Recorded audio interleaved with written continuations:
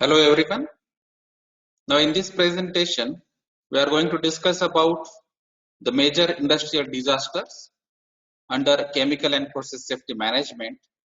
And one of the major disaster is Bhopal disaster, December 1984.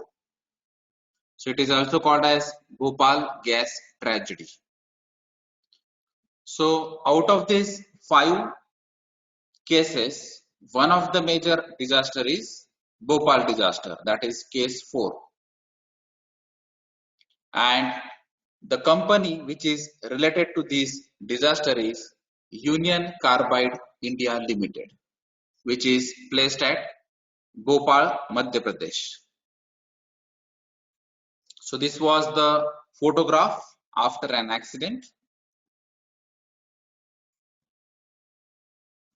and the reaction which is normally where processing in this Union Carbide India Limited is, that is the conversion of methylamine and phosgene to the methyl isocyanate. So this is the methylamine structure, then this is phosgene, and it is going to convert it into the methyl isocyanate. So this is MIC. So it again reacts with one naphthalene, and then it is converted into the carbaryl. So the main product of this Union Carbide India Limited is carbaryl. So this carbaryl is produced from the toxic poisonous substances like methylamine, phosgene, and methyl isocyanate. So this is the basic chemical reaction which produces the carbaryl contents. This is a chemical reaction, that is phosgene is going to react with MMA, that is monomethylamine. So phosgene is nothing but COCl2, MMA is nothing but CS3NH2. Then it gives us MCC, that is methyl carbomoyl chloride, and byproduct as HCl, that is hydrogen chloride, and heat. So this heat clearly gives us the idea that this is a exothermic reaction. Exothermic reaction means where the heat is evolved in the chemical reaction. So if this reaction rate is high, so obviously more and more heat is generated in this reaction. So this exothermic reaction needs a cooling process.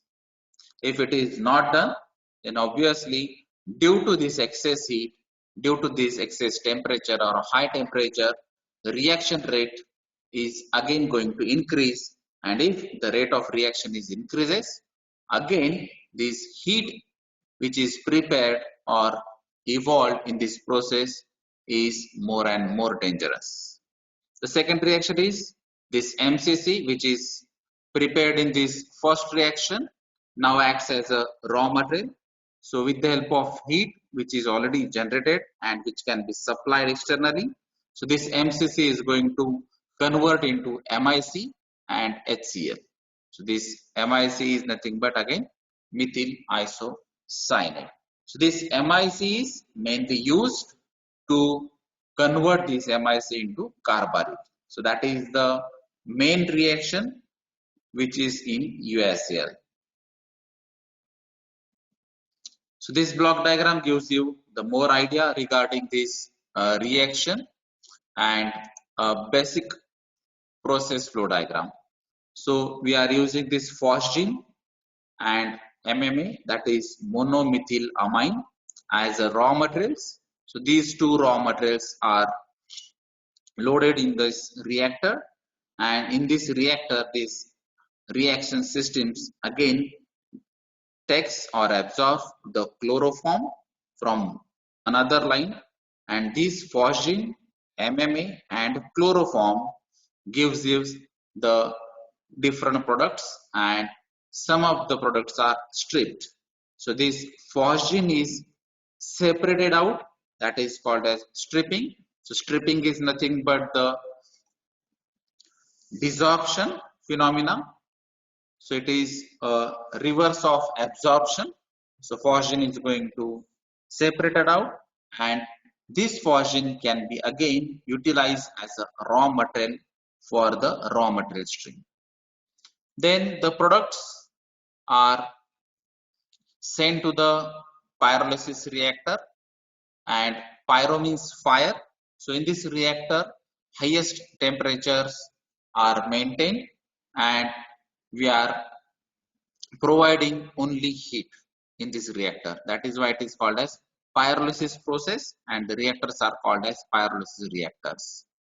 So after pyrolysis, after the reaction takes place at higher temperature, the residues are separated out, and the pyrolysis products like crude MIC is going to send for refining purpose.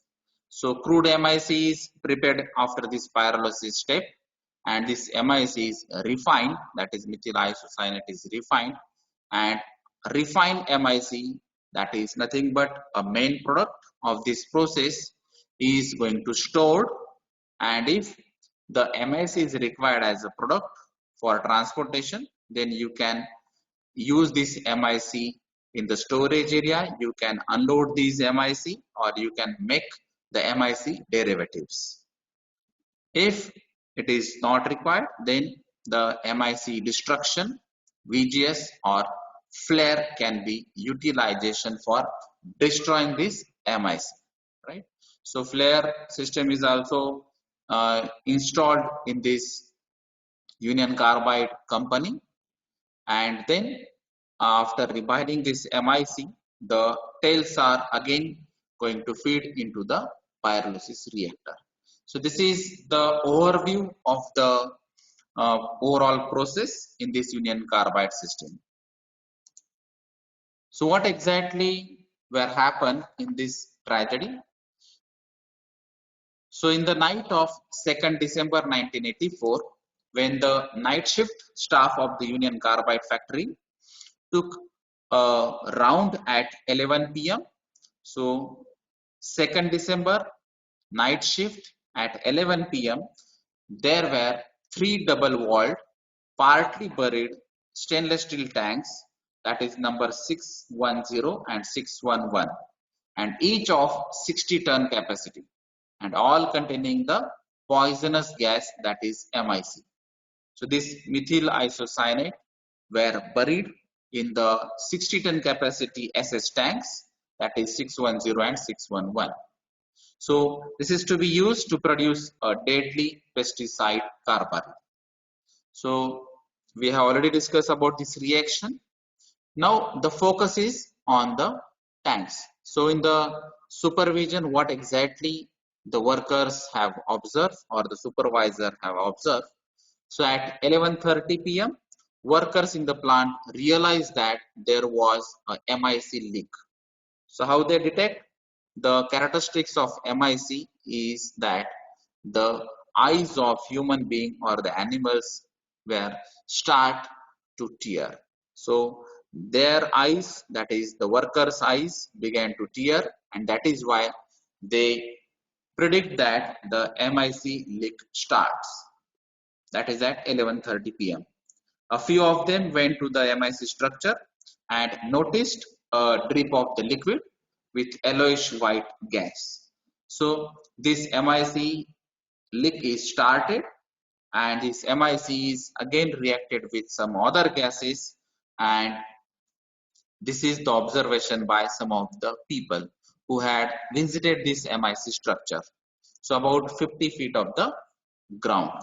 So after observation of these gases and the color of gas and the feeling like eyes began to tear, they have reported to the supervisor, and then they have decided to deal with the leak.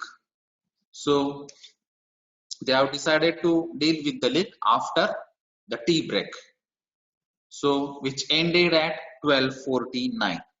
So actually the leakage is started after 11, and between the 11 and 11:30 and the workers have observed the gases as well as the feelings of tearing the eyes. But due to this casualness, this the decision that is to control this leakage was a little bit late, and meanwhile the events had moved very fast. The temperature of the tank, that is 610, had reached 25 degrees Celsius, that is the top of its scale, and the pressure was increased 20 times, rushing towards 40 psi, at which the emergency safety valve was had open. As we have discussed in the previous slides, that the reaction was exothermic, and that is why the cooling is needed. So that MIC tanks should be always keep at lowest temperature as possible. So that is from less than 25 degrees Celsius up to 0 degrees Celsius. That was the comfortable temperature zone for these MIC tanks. But now, due to this leakage, due to this exothermic reaction, due to increase in temperature, the temperature of the MIC tanks was increased up to 25 degrees Celsius. And as we know that if the temperature is increased, the pressure is also going to increase, and that is why the pressure of the tanks becomes the 20 times the pressure of design pressure. And they predict that now the emergency safety valve is going to open.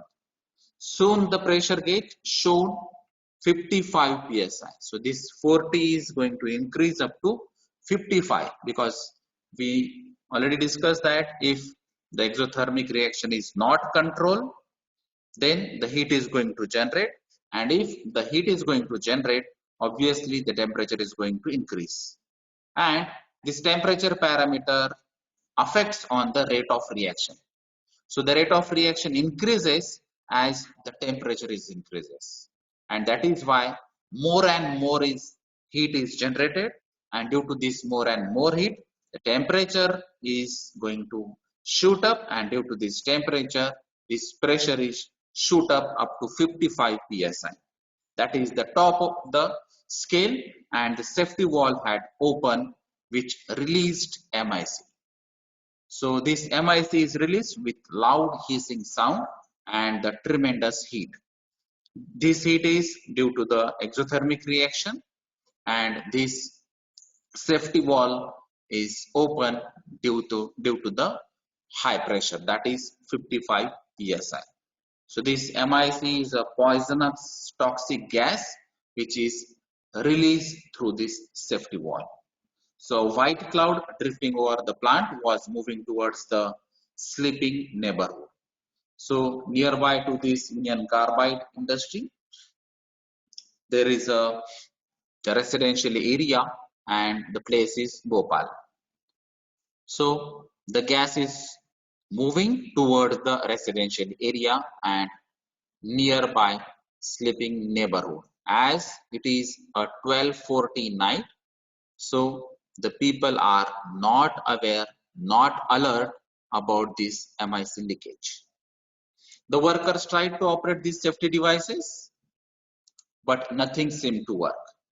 The water jet failed to reach the top of the 120 feet stack from which MIC was escaping. The vent gas scrubber to neutralize the escaping gas did not work. So if this scrubbing system, that is nothing but the absorbing system, so MIC can be absorbed by this vent gas scrubber if it is going to work, but unfortunately this did not work. The scrubber was under maintenance. The flow meter was not indicating the circulation of caustic soda, whose concentration was also not known since October.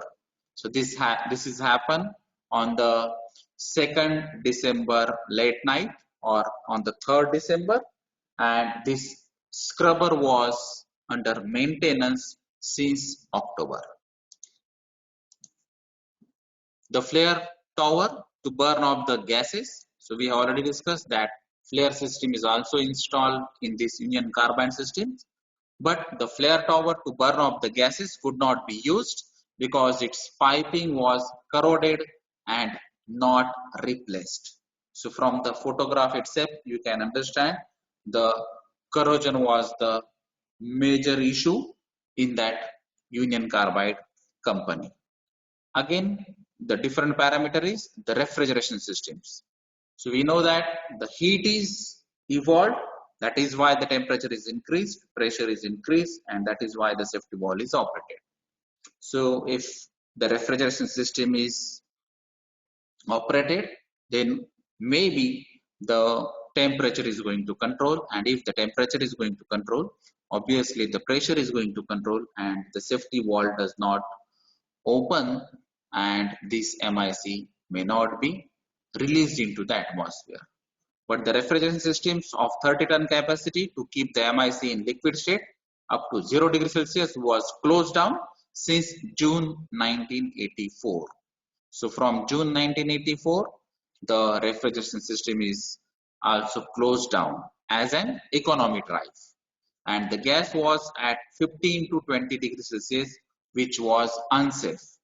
So from the design point of view, from the safe operating procedure point of view, it was advised and suggested to keep the temperature up to 0 degrees Celsius with the help of this refrigeration system.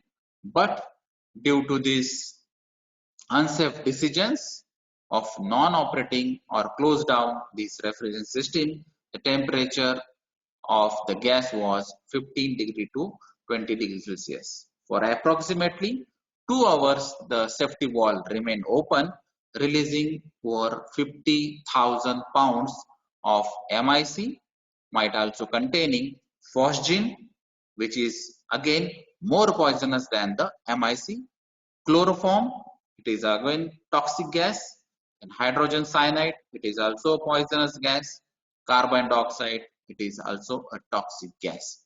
So MIC plus some other toxic poisonous gases are also present in the atmosphere.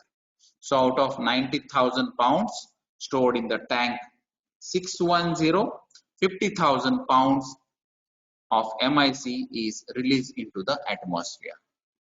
So sometime between 1:30 to 2:30 am, the safety valve reseated as the tank pressure went below 40 psi. So as the pressure is going down from 50 psi to 40 psi, and that is why the safety valve is reseated, and that is why the remaining 40,000 pounds of this MIC tank is again safely stored in that MIC tank itself. So only 50,000 pounds out of 90,000 pounds of MIC is released, and due to this safety valve operation, at least 40,000 pound is not released into the atmosphere. So from this scene, you can understand that there are different root causes, different events which can be controlled to avoid this major disaster. So what are the learnings from this Bhopal disaster? So in this disaster or in this company, so these are the points, these are the major points. That is the vent gas scrubber. One of the main point is vent gas scrubber. So MIC can be absorbed with the help of this equipment, but it is under sign and not connected. Then the decontamination tower. So this decontamination tower also can remove these gases, but it was also not working. Then water curtain system is going to install, but it is under design stage only. Then flare tower is also installed at the initial stage, but it is due to the corrosion, it is not working. And a refrigeration plant is also installed in this company, but due to the wrong decisions from the financial point of view, the refrigeration system was not in working. So these are the different learnings and different events, and that is why we always say that The major disaster or the major control or the major accident is nothing but the series of events. So if only at least one point is controlled or one equipment is controlled, obviously this disaster may not happen. So these are the different learnings from this Bhopal disaster. Thank you. So I haven't discussed the different aspects from the compensation, court cases, blames of the people, political issues, etc. So I have focused only the technicalities in this Bhopal disaster. Thank you.